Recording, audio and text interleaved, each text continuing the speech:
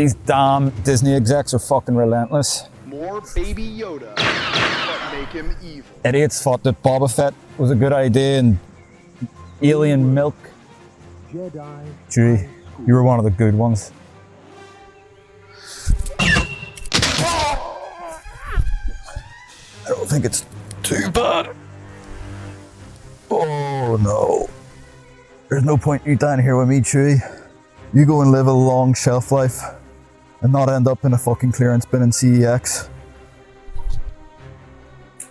Can we sell Star Wars in it? Oh, I got a bad feeling about this. Oh shit. You were right, Lucas. You were right about...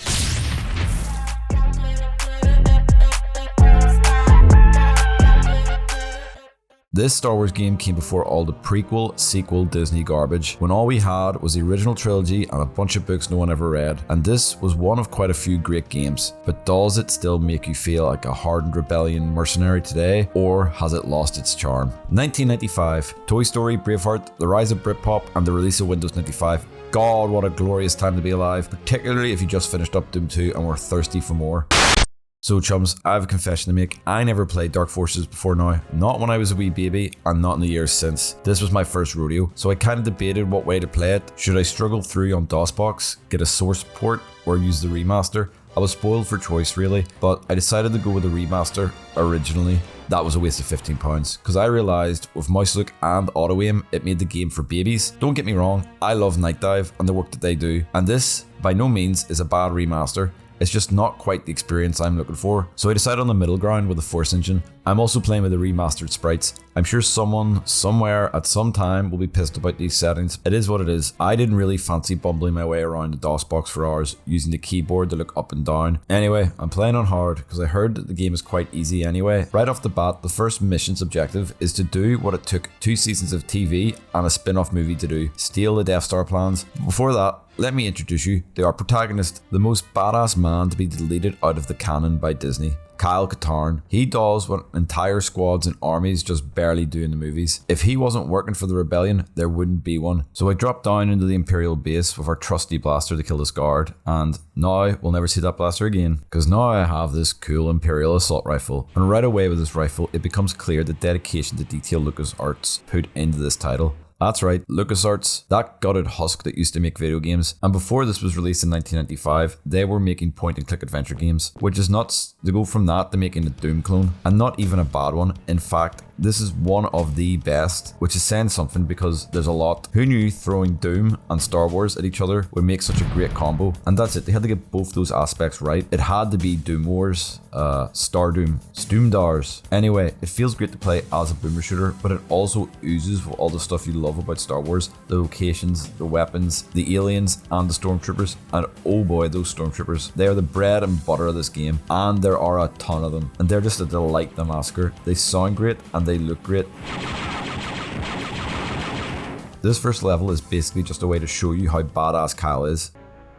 This is too easy. You know the way in Star Trek The Next Generation, they'll have the baddies throw Worf around to show how much of a threat they are? Well, this is Kyle doing that with the entire Empire.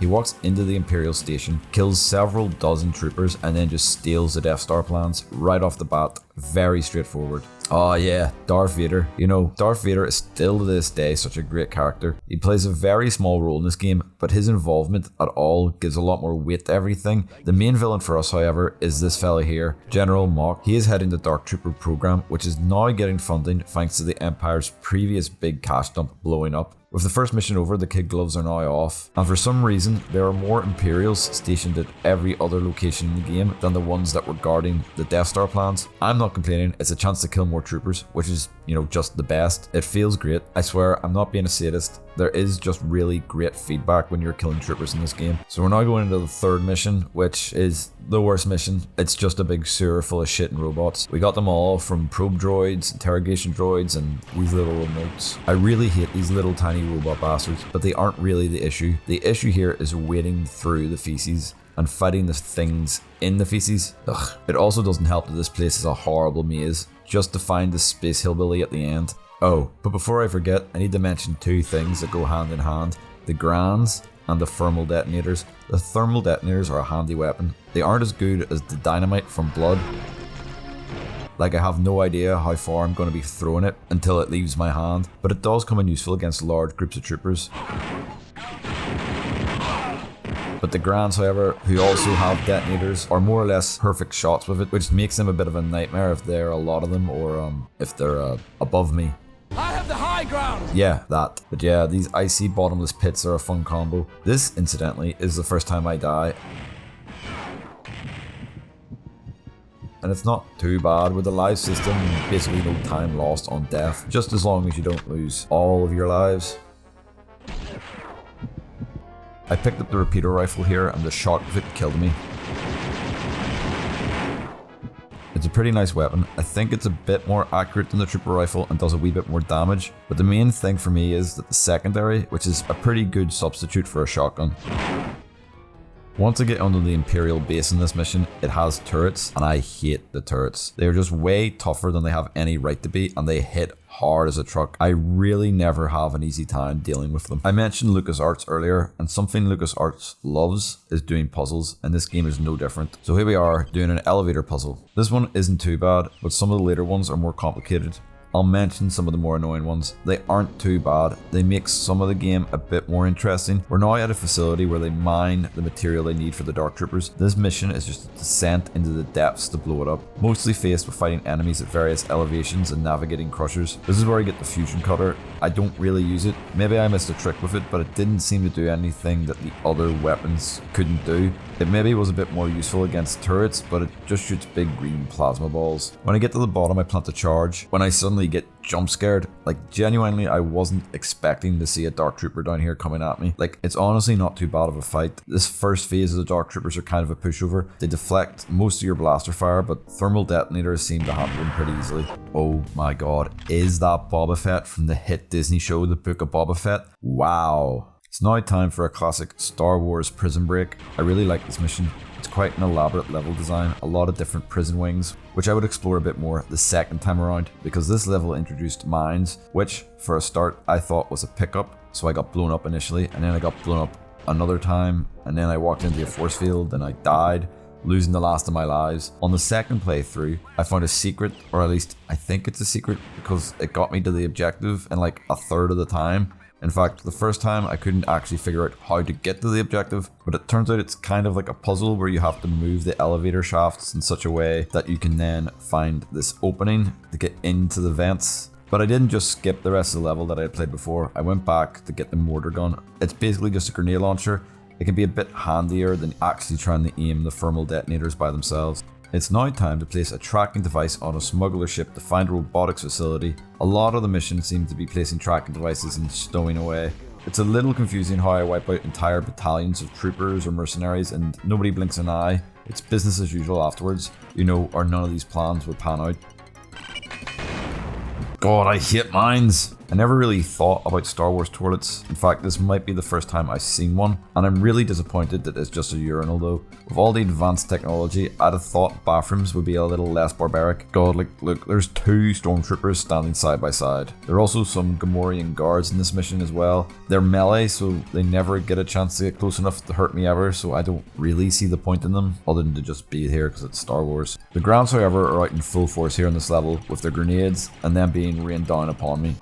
I'm very disappointed, General, with you and the other 98% of viewers who aren't subscribed to the channel. I'm giving you one last chance to subscribe. Don't fail me again. So, another factory in an ice canyon, and this time the floors are slippery, along with bottomless pits. Thankfully, I got cleats right away, and it makes the slippery surfaces pointless. I'm not complaining. This mission ends in a bunch of weird conveyor belts, which I think is also meant to be a puzzle. And then I get another jump scare after placing the bomb at the end, when I have to go up against more Phase 1 Dark Troopers. But first, I have to go up against my first Phase 2 Dark Trooper.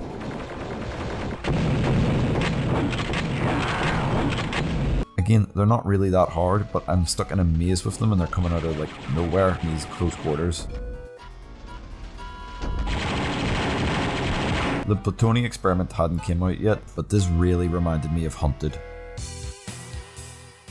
Yeah, Nar Shaddaa is more or less what you'd expect. A load of different elevations with mercenaries all over it, with constant risk of falling to your death and Garans throwing thermal detonators at you from 400 feet up. Word of warning, watch where you step, or you'll fall for hours.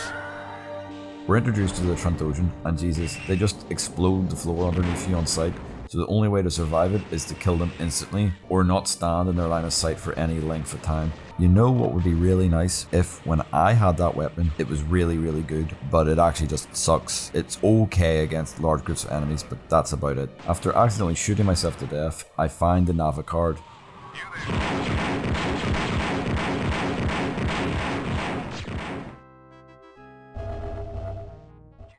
Which is meant to lead me to the Arc Hammer, where the Dark Troopers are being made. Well, eventually anyway. First we need to get Tractor Beam by Jabba the Hutt. Jabba didn't invite me over for tea. I have a bounty on my head, and I'm thinking he's looking to collect. This might be the hardest mission in the game, if only because all my weapons are taken away from me. But to make things worse, I'm also thrown into a pit with 5 Kel Dragons, so I have to punch them to death. Or rather, Kyle Katarn has to punch the Kel Dragons to death, because that's the only way out of here. No lightsabers, not even a blaster. What a badass. So after killing the Kel Dragons and punching a few Grans and Gamorreans to death, I get my equipment back, and the level only gets slightly easier from here. Having to fight the Kel Dragons to start handicap me for the rest of the mission. I got my ass blasted by endless Grans and Trandoshan's. If it wasn't for the few extra lives, I'd have had to restart. I really enjoyed the layout of this level. It really felt like I was on a criminal slug kingpin's ship. After I save Jan and cripple Jabba's criminal organization, I'm off to the Imperial City to do the same thing to them. I think this is Coruscant and not the Imperial City planet. I start out by wiping out half the Imperial army, and then a Death Trooper a little deeper into this Imperial stronghold, and then faced off against a fully realized Death Trooper. You know what? Not overly impressed, but they are an upgrade from the other Death Troopers, with jetpacks and plasma cannons and rockets. I get the assault cannon in this level, which is the same weapon that the second phase Dark Troopers have, and it's the big boy gun of this game. It kills everything with ease. Even the Dark Troopers themselves stand little chance against it. So we have another puzzle at the end of this mission. It's kind of cool. It helps create that feeling that you're performing a heist, but trying to figure out how the puzzle works in this older engine, it's kind of a pain in the ass, but basically you need to figure out which switches open which doors and then get to the middle, which took me an embarrassingly long time to figure out. After getting the nav card decoded, the great Boba Fett shows up and I get ready for an awesome battle. And he's dead. Boba Fett was really not that difficult, and here's what kind of pisses me off. Boba Fett, at least in Empire Strikes Back, was a pretty badass character, and then after that he just gets fucking dunked on for decades after. Like, why did they have to make him suck? Like, even in Return of the Jedi he sucked. Like, I get it, maybe Lucas didn't know what to do with him, and then everyone who got their hands on him since also hasn't had a clue. Like, even with his own standalone show, it was like Disney were scared to just make him a bad guy. I now need to steal a smuggler ship so that I can get onto a Star Destroyer to then get on the Arc Hammer. Seems like a bit of an overly complicated plan. I don't know if I hated this mission as much as the sewer mission, but it wasn't great. I haven't got much to say about it. It's just that it had this really terrible, hateful puzzle that takes way too long. Other than that terrible puzzle, it's okay, but it feels more or less like a filler mission. I do think that the only reason that puzzle is there is to show off tech they developed where they could have the platform moving around, which was pretty impressive for the time, but by today's standard it's just a pain in the ass. So I get myself onto the Star Destroyer. This mission has great design. Like, it looks and feels like a Star Destroyer straight out of the movies. TIE fighters flying around hangars, it's great. It's an easy, straightforward level, and it's kind of the issue after Jabba's ship. The game falls off a little in terms of difficulty. I think the game tries to overwhelm the player with Death Troopers, but they aren't really an issue as long as you keep ammo for the assault cannon. So after all that, we're on the Arc Hammer. All this running around in and out of every smuggler and Imperial ship in the galaxy, and we're finally there. The source of the Death Troopers. Sneaking around in the underbelly of the ship, killing the last of the troopers in the galaxy. While I'm in these maintenance tunnels, it starts to make me think that the Empire needs to check on their health and safety. I got killed by a welder. I finally meet up with General Mock, rocking the final phase Dark Trooper armor, and he has this to say. It's been a long time since I've challenged a man to battle. I'm glad my opponent is so worthy. Now, I'm not one to try and destroy a powerful man's ego, but he wasn't really a worthy opponent at all. So with the Arc Hammer, we blow up one last ship, and Vader looks on nearby. From one stone cold killer to another, he drops a... The Force is strong with Katarn. Kyle Katarn is the fucking Force, baby.